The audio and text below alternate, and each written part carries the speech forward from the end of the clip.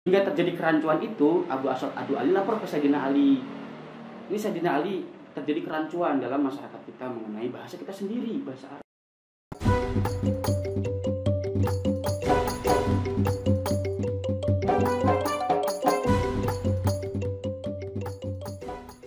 Assalamualaikum warahmatullahi wabarakatuh. Saya Muhammad Barokah Firdaus. Dan saya Hanifah. Kami dari mana nih? Yang pertama saya ingin menyapa teman-teman, khusus teman-teman pesantrenan atau dari kalangan pesantren.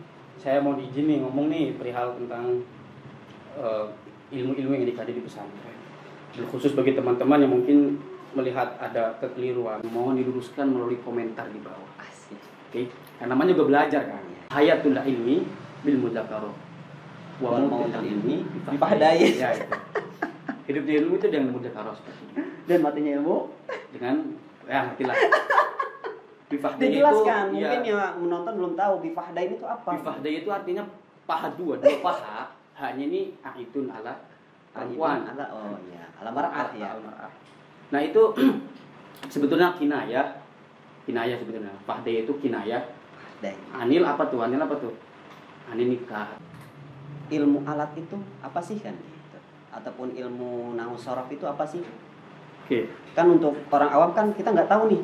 Untuk memahami sebuah kitab gitu kan kita harus mengerti ilmu alatnya dulu agar bisa mempelajari ataupun mengerti isi apa yang dikandung dalam sebuah kitab gitu kan.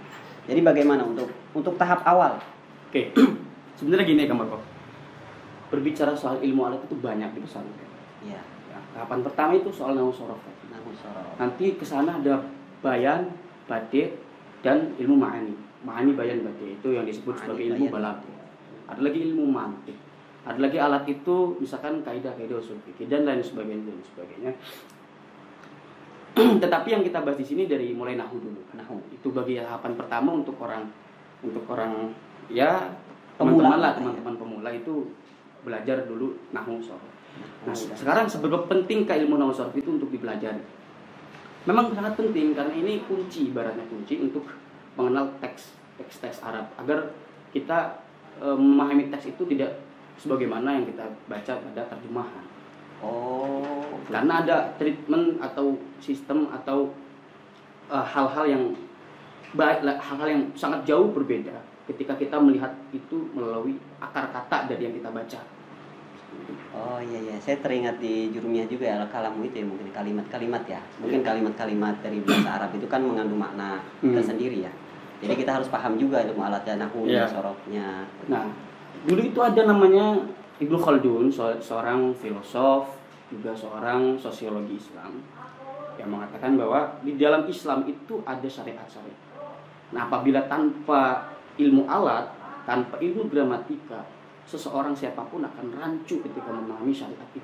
Akan terjadi gagal paham.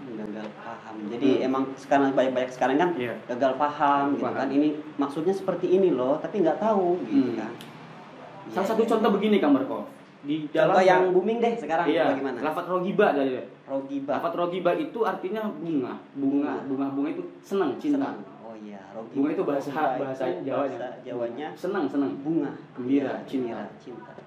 An-nikahu sunnati. Faman rogiba an sunnati falaysa minni. Kalau rogiba ini kalau diartikan secara terjemah, barang siapa yang mencintai sunnahku falaysa minni, maka dia tidak termasuk sunnahku. Itu secara terlek loh. Tapi kalau kita dikaji secara alat, secara ilmuwan alat tadi, ilmu gramatikanya, lafaz rogiba ini apabila muta'alliqnya an huruf jar, nah, maka berubah makna, berubah arti kata rogiba tadi yang berarti menjadi apa tuh? Ketika kata senang kalau digabungi dengan an menjadi benci. Itu sangat berlawanan ya. Antitesis dari artinya. Iya. Berarti memang tidak sembarangan ya. Sembarangan. Maka itu untuk memahami ilmu ini sangat intim ya bagi orang-orang yang ingin mempelajari keislaman. Baiknya sih untuk teman-teman, pesan saya bagi teman-teman termasuk wabil khusus kepada diri saya sendiri agar tidak serampangan untuk mengartikan dari kata atau teks bahasa Arab. Karena banyak juga teks-teks Arab itu ail itu kan huruf tafsir ya. Untuk apa namanya mengartikan atau memberi maksud apa dari lafaz yang kita baca sebelumnya. Iya. Terus tadi berkaitan tentang hadis ya. Tadi hadis atau apa yang merokiba itu? Hadis. Anikah sunati wa merokiban sunati falisa minni. Nah, kebanyakan orang ada yang mengatakan rokiba. Rogiba. Kalau rokiba artinya naik. Kan naik. Oh, berarti yang benar itu rogiba. Iya. Nah, padahal kan rokiba itu meninggalkan kan ya? Meninggal rokiba itu. Kalau meninggalkan itu taroka. Ya, jadi gini, kita kalau berbicara nahu dari sejarahnya dulu deh. Oke, boleh. Sejarahnya bagaimana tuh? Itu ya. Sebenarnya bahasa Arab itu mungkin sudah ada sebelum zaman Nabi, zaman jahiliyah pun banyak syair-syair Arab. Iya. Kenapa ilmu ini disistematikan menjadi ilmu gramatika itu menjadi salah satu disiplin keilmuan ketika terjadi kerancuan dalam masyarakat. Contohnya seperti apa? Contohnya itu saya menemukan keterangan di dalam kitab Syarah Ibnu Hamdun, Syarah Alfiyah Ibnu Hamdun. Ya, di dalam itu membahas kitab apa tuh? Membahas kitab Ibnu Malik Alfiyah. Itu Syarah Alfiyah.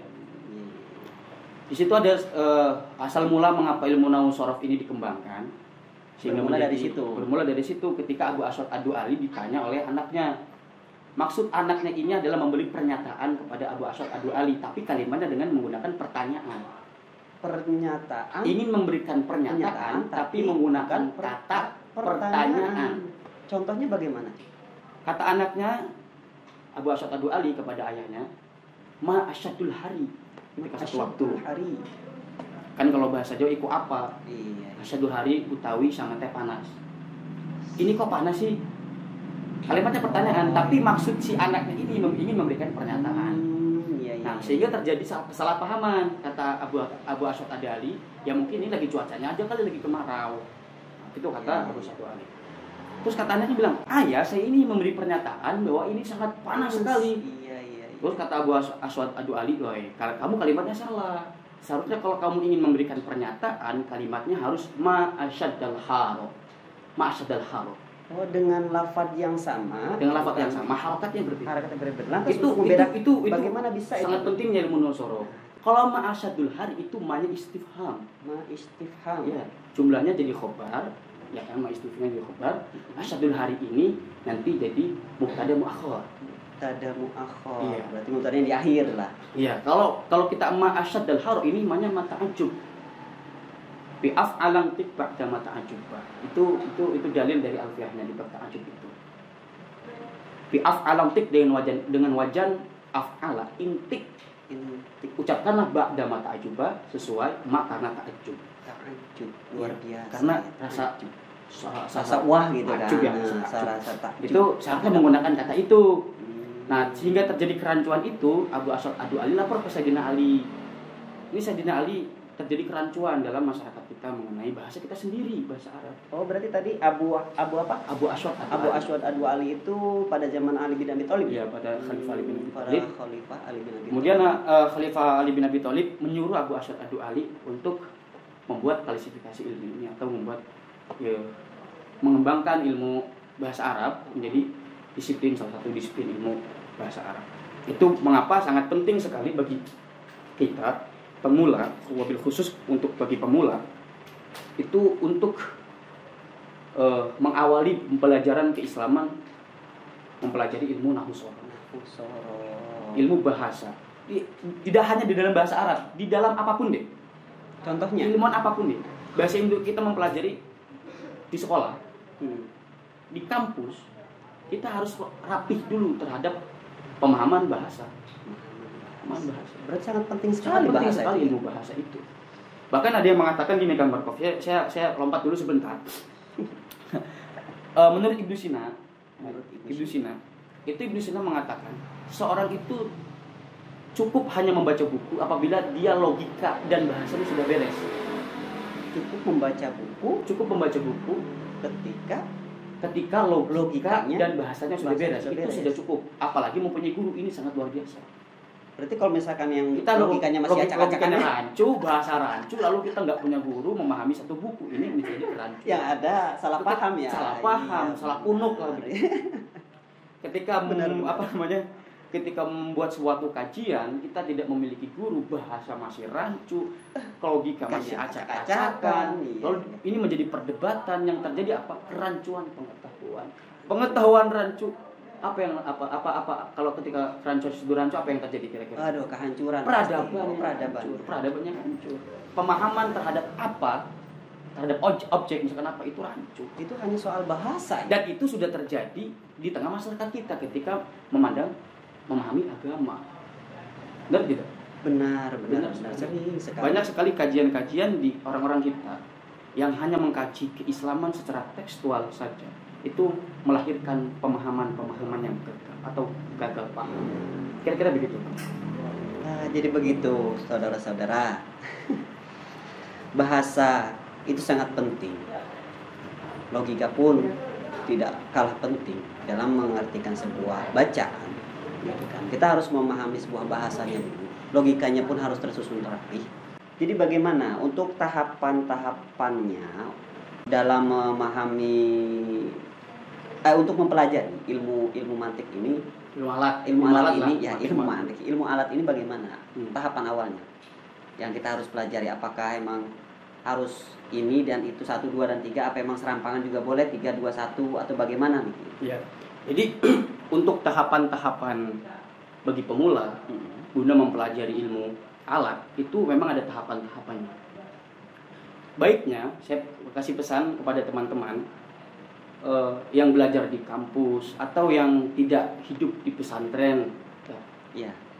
ingin mempelajari ilmu bahasa Arab itu ada metode mudah, metode cepat. Itu metode cepat itu metode pembelajaran bahasa Arab yang memang sudah dikemas khusus untuk pelajar praktis. Oh, berarti itu yang pertama dulu. Tahap pertama ya bagi teman-teman yang tidak hidup di pesantren. Kenapa saya mengatakan pesantren? Karena sepengetahuan saya, ilmu gramatika bahasa Arab itu yang mempelajari tentang bahasa Arab sampai ke akar itu hanya di pesantren. Khusus pesantren Salafi. Karena saya banyak menemukan sekali di kampus-kampus ataupun di pelatihan-pelatihan bahasa Arab itu menggunakan metode cepat. Dia langsung ke konten dari bahasa Arab itu, misal ada kalimat, mendefinisikan kalimat isim, fi'il, huruf dan bagaimana membedakannya. Lain soal kalau kita belajar ke pesantren. Ini kalau di pesantren tahapan pemula itu biasanya di pesantren menggunakan kitab jurumiyah. Oh, kitab jurumiyah itu sebagai ilmu nahwu. Bagi sorofnya ada ilmu matan bina, untuk maksud dan lain sebagainya. Nanti ini sudah beres, ada tahapan selanjutnya biasanya menggunakan kitab Alfiyah Ibnu Malik itu yang sering. Nah, untuk mempelajari ilmu seperti ini bisa tidak dipelajari dipelajari tanpa guru gitu. Maksudnya otodidak. Kita nih bisa mempelajari ilmu alat seperti ini. Apakah kita hanya bisa baca buku aja gitu ataupun memang harus ada guru? Ya, sebetulnya sih saya tidak bisa menjawab bisa atau tidak bisa. Iya. Bagi orang-orang yang ingin mempelajari ilmu nahwu sorof dengan hanya membaca buku, bagi saya itu sangat kurang sekali, sangat minimal sekali, karena banyak istilah-istilah yang aheng itu aneh, yang asing bagi kehidupan kita. Nanti ada isim isyarah, isim ma'rifat, isim mabni, isim mu'rab dan lain sebagainya itu. Kalau misalkan kita mengkaji secara otodidak, mungkin kita akan kebingungan, kelimpungan. Meskipun sekarang ada buku-buku nahwu terjemah, nahwu praktis, ya. Alangkah baiknya bagi teman-teman yang ingin mengetahui sih harus belajar ke pesantren. Bagi yang ingin memiliki guru lah setidaknya, memiliki guru-guru yang benar-benar kita belajar dengan itu secara intens. Tapi itu tidak menghalangi untuk kita membaca lancar. Tapi soal pemahaman dan lain sebagainya itu masih kurang matang karena itu memang metodenya cepat. Sekali lagi itu ilmu yang sudah diolah dengan metode yang memang untuk hal-hal atau dipelajari secara praktis saja. Teman-teman Gaksa, saya kira cukup untuk obrolan saat ini. Saya akhiri, wallahu a'lam bishawab. Kalahkan rasa takutmu, ciptakan dunia tanpa batas.